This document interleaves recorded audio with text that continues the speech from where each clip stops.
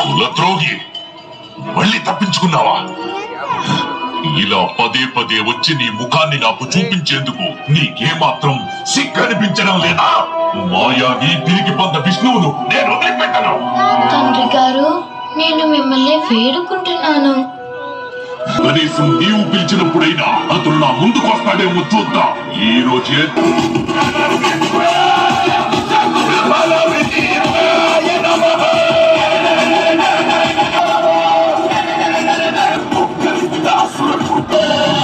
హిరణ్యకశ్యపు